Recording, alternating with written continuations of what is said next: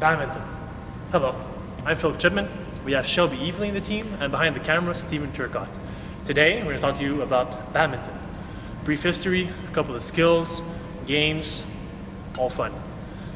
So badminton started in ancient Greece and Egypt. It was called bateau d'or. Basically, they were playing with smaller rackets than this, probably made out of wood, and shuttlecocks. They're just like this one, but instead of being plastic, it was real feathers. All they did was pass the shuttlecock from one player to the other without a net, and if the shuttlecock fell on the ground when I was hitting it, on my side, I lose a point. Later, it went down to India, and it was called Pune. In India, in the 1860s, there were English officers that were there, and they played the game of Pune. They brought it back to England, where they called it the game of badminton. It wasn't badminton yet, it was called the game of badminton. In England, they played it until 1887, and that's when it started going pretty much all around in Asia, North America, South America, and that's when it was called badminton. Rackets were put longer, and shuttles were made like this. Before they were made like this though, the English played with cotton balls, because they used to play outside, because we know England is there's a lot of rain, windy, everything. When the cotton balls got wet, they got heavier, so they wouldn't go flying in the rain. Then in 1934, the IBF was founded. IBF is International Badminton Federation, and that's when there was a boom for badminton. There were competitions pretty much all around the world. It was a real shuttle, real rackets, and only in 1992 was it presented in the Olympics. That's not too long ago. So basically since 1934, we've been playing the game of badminton. So it's been around for a very long time. In this video, we're going to show you a couple of skills, like I mentioned before, a couple of games to show your students how to do it, pretty much step by step. The skills that we're going to show you is going to be the short service, the forehand clear, the forehand drop shot, and the net shot. So enjoy, and I hope you learn a lot.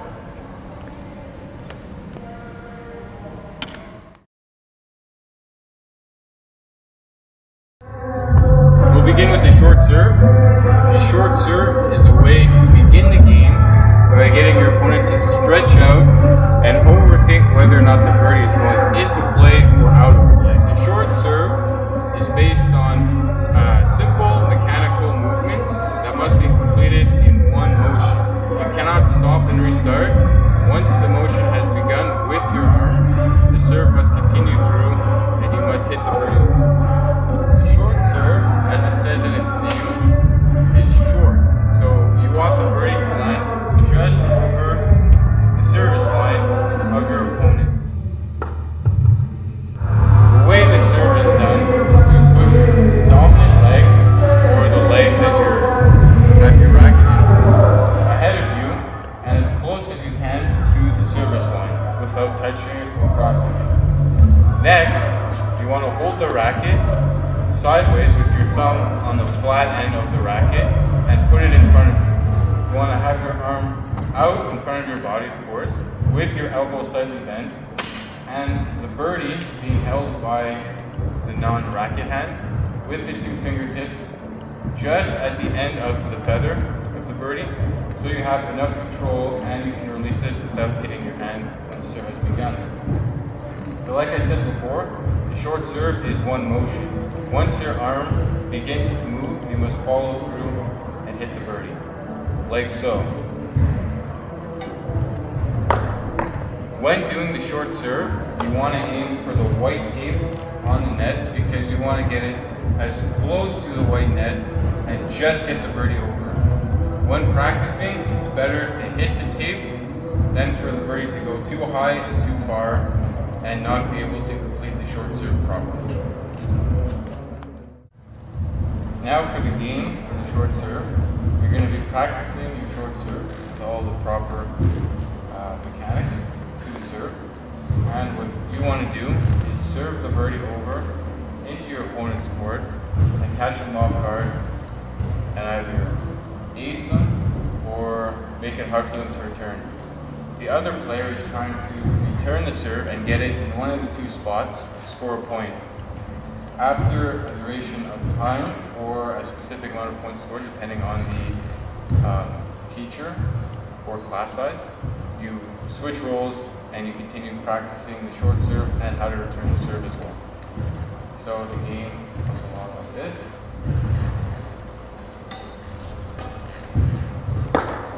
So she got it in, therefore she scores a point, and so on. And the game can continue by making the game harder, by adding progressions, by either backing the hula hoops up, making them shorter, or of course changing the game completely and making the opponent return it in different ways, such as clearing the birdie back, or slicing it, or any other type of hit in badminton. That's short serve.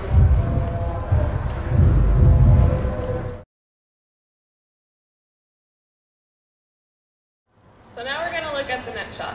The purpose of this shot is to get the shuttle to tumble just over the net, land as close as possible onto the other side.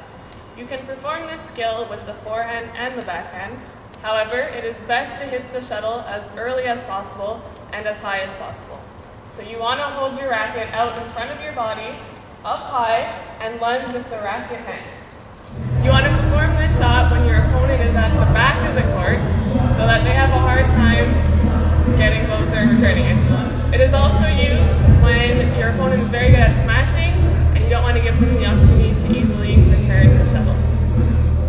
Here's a quick demonstration of the forehand net shot as well as the backhand net shot.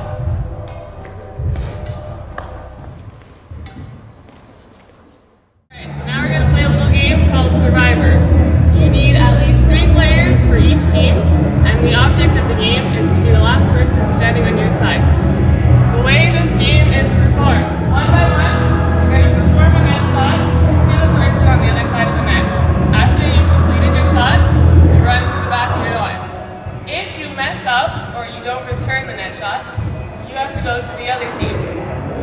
Here's a quick demonstration of the game Survivor. Start with the serve to the other team.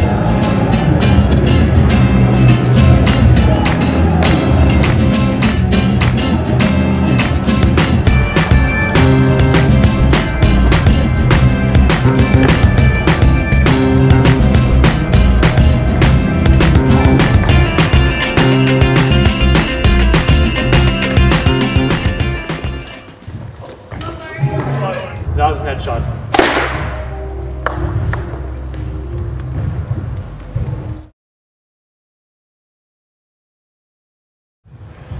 Now we're going to learn the overhead clear.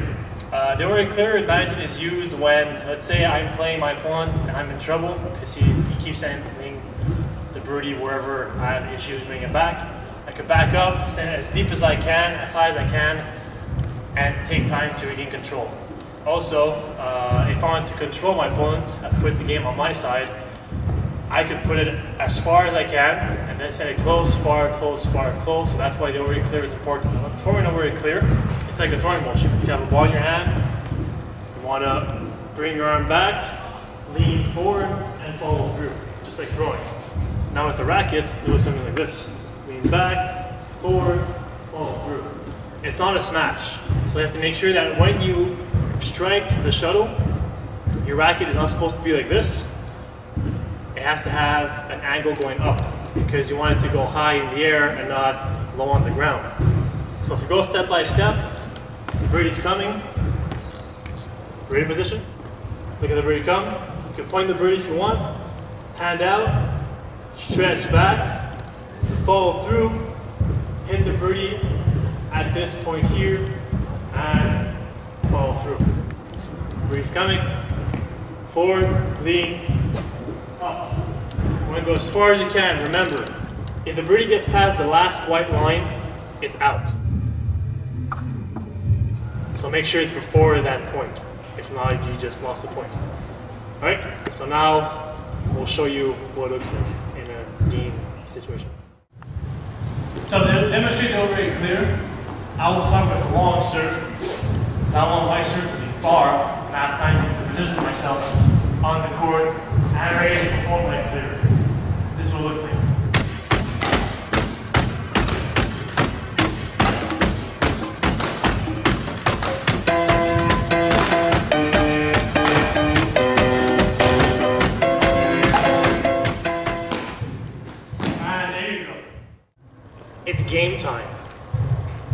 for the overhead clear is called Fly Birdie Fly.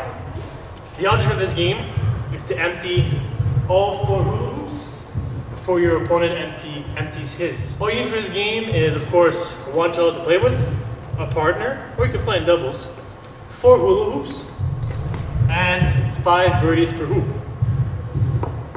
In order to win this game, it is better to send the birdie as far as possible and as high as you can. The minute you hit the birdie, you have to go and send the birdies on your opponent's side. Like I said before, the first one to empty their 4 hoops wins. Also, a little trick, the overhead clear, if it's well performed, has a distinct sound. Has like a talk sound, like very, very hard sound. If you hear that sound, it means the birdie's coming. Let go of your hoops, get ready, and send it back. So it looks a bit something like this. Also, a little side note, you cannot begin emptying your hoops on the serve. You have to wait to perform a clear.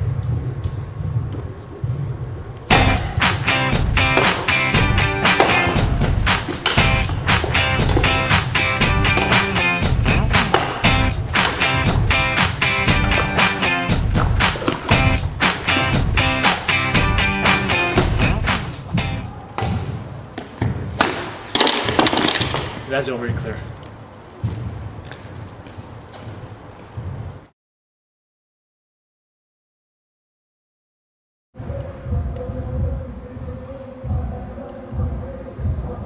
Lastly, we will look at the drop shot. The drop shot is very similar to the clear, except for the finishing action of the wrist pointing downwards. It is also very similar to the action of throwing a ball. A way to practice the drop shot is to just stand in front of the net and throw the shuttle over, because you want to work on the motion of the clear and then the flick of the wrist at the end. But you want to lock your wrist. It is a very deceptive shot. You want to make your opponent think that you're going in for a smash or a clear, and you want to finish with a drop shot. You would use it when your opponent is in the back court or the mid court, so that they have to scramble to the front of the net. And you want to try to get the shuttle to land between the service line and the net. You want to contact the shuttle out in front of your body so that it travels downwards and not flat. You want your non-racket foot in front. And the purpose of the drop shot is to create an unbalanced or a weak return. Now let's take a look at the drop shot.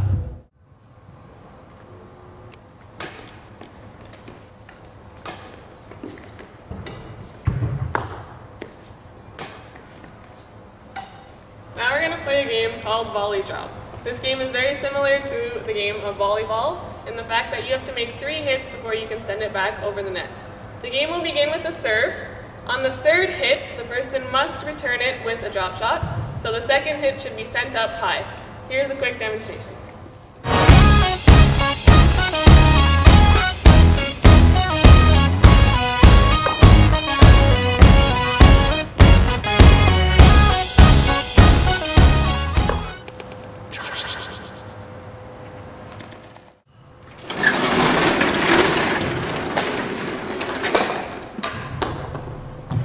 And that is 4 elite skills in the sport of badminton. The short serve, followed by the net shot, followed by the clear, followed by the drop shot. Those 4 skills will help you improve your game if mastered and refined properly. You must remember in all these 4 skills how crucial it is to remember the cues and the specific elements to make sure that the shot works properly. That is all we have for you today. Good luck on your future badminton skills.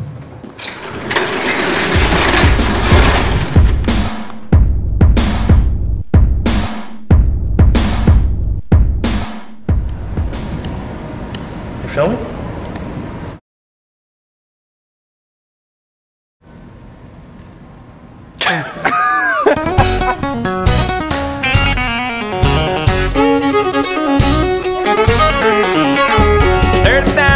Above the city where I fell in love with you, and the vacant country skyline brings an urban lullaby that still rings true. When I passed you on the street that day, should've let that red sky fly away, like any chance I had of keeping you. Like the northern wind a blowing, yeah, my lonely heart was frozen, never knew I'd find a way highway to break yours too. Where the wind blows, babe, you can bet I'll be riding high with it, holding on for my dear life just like I always did. Close your eyes, babe, take a breath, say my name and I'll be there. My love will find you anywhere, anywhere, my love.